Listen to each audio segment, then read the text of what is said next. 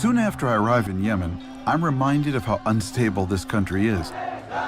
These people are mourning a young political leader who was recently gunned down.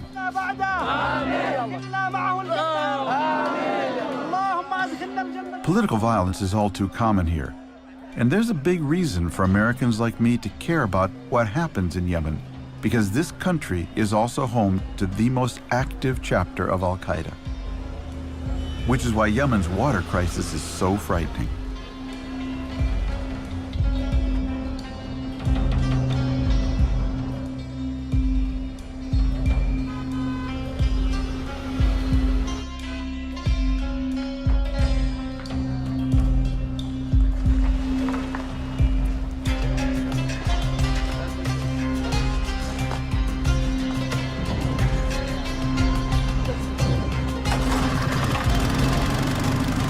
Even in Yemen's capital, getting water isn't always as simple as turning on the faucet. Those who can afford it have water trucked to their homes. Others have to depend on public fountains or the charity of their local mosque. And the problem isn't just temporary. What the president told me seems to be true. According to experts, this could be the first country in the world to actually run out of water completely. Just across this square. Hey, salam alaikum. Ha. هذا خمس ألف. أنا بشوف. I'm meeting with one of those experts, Kyle Foster, a development consultant who first came to Yemen 25 years ago as a Peace Corps volunteer and decided to stay. The water that's used for drinking and for agricultural purposes is the reservoir groundwater, fossil water, that has been trapped underground for eons. I'm not willing to say it's going to run out tomorrow, but we're on a wing and a prayer. So why is this well important? It was, once a usable well. So when they dug this well, how far would they have had to dig in order to get water? Yeah, these wells are about 50 to 60 meters, which was typical until maybe 30 years ago. If they were digging it today, how far down would they have to go? 800 meters. 800 meters? Even 1,000. Water from an underground reservoir is finite. There's an end to it somewhere. We don't know exactly where that end's going to be. The same thing is happening to wells all over this country. According to Foster, the main culprits are population growth and mismanagement. نکته جالب در مورد گزارش فریدمن در ارتباط با یمن این هست که بحران آب به واسطه افزایش جمعیت و مدیریت بد به وجود اومده، نه مسئله تغییرات اقلیمی. ممکنه تغییرات اقلیمی باعث کاهش میزان بارندگی بشن، اما میشد مدیریت کرد منابع آب رو اگر درست از اونها استفاده شده بود. Right now, climate change probably isn't playing a big role. But scientists do know that climate change will increase water scarcity in dozens of countries around the world, especially in large parts of Africa, Asia, and the Middle East, as well as the southwestern United States. So what's happening in Yemen now could be a glimpse into our future. And that future is frightening. I'm joined by Abdul Rahman Al-Iryani, the president's advisor on climate change. He's taking me to a place where the struggle for water has turned deadly.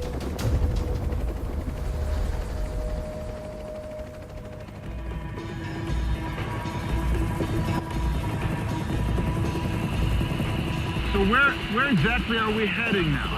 We are going straight south from Sana'a, about 200 kilometer distance, to Ta'al city, which is the second biggest city in Yemen. This city was the first city really to run out of water. They are getting the water now between 30 and 40 days. They get it for one day or 2 days. And then I have to wait 30 or 40 more days for water to come out. To get it again, yes. And what do I do in between? The rest of the time they have to buy from tankers at a very high cost.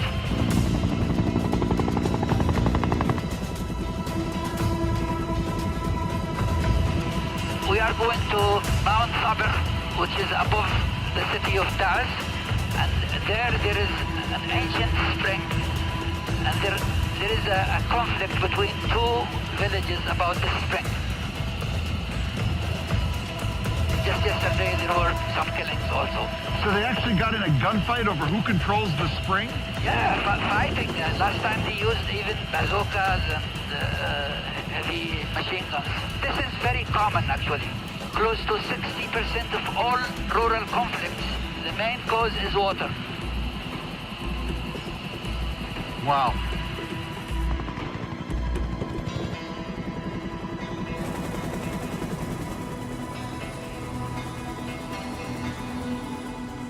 As we touch down, I'm shocked that a city this big could really be running out of water.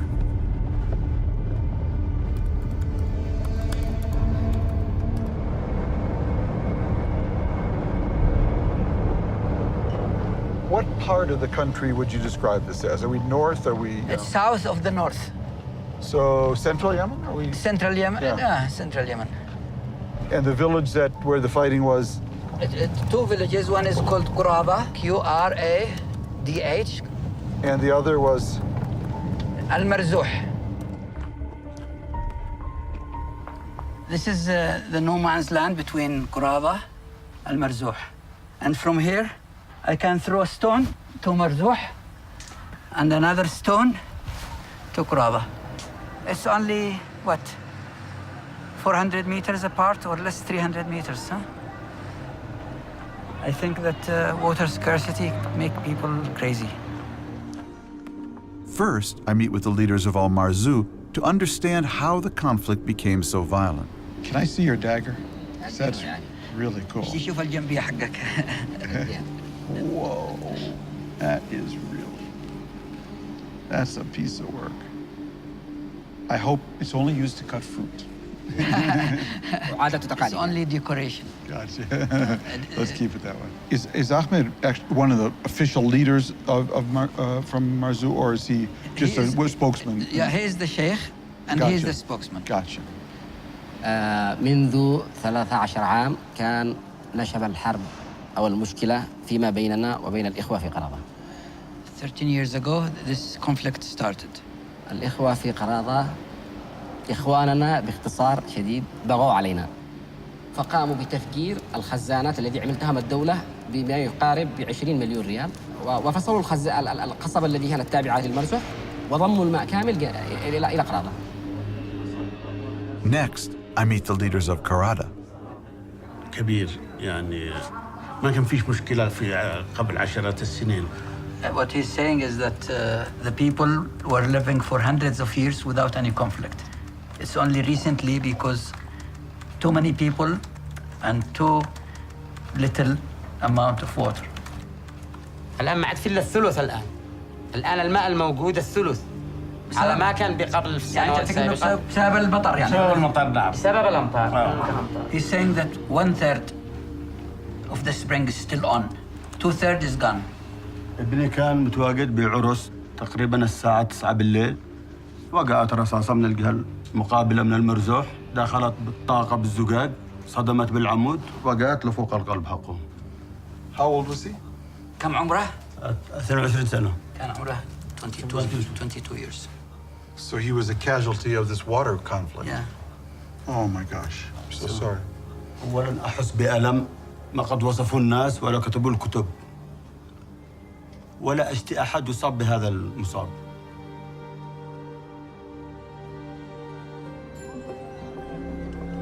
This is my last stop before I leave Yemen, the hospital where the latest victim of the water conflict is recovering.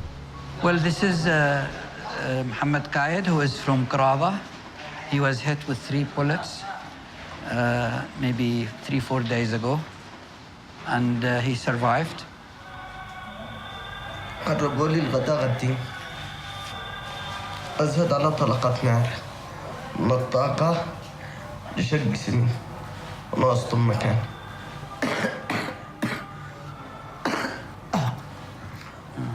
بينما هم معاهم نواظير. They have binoculars. They see people. So it's like a sniper. Sniper, يعني إنه قناص. All over a fight over what? هذا كله بسبب الماء. ما فيش حاجة ثانية. سياسة السور إخوان ولا بعد. There is no politics or anything. Just all just for the water. That's what he's saying. We need to leave him rest. Thank you very much. Feel better. As we depart, I'm still finding it hard to believe what's happening here, even though I've seen it with my own eyes.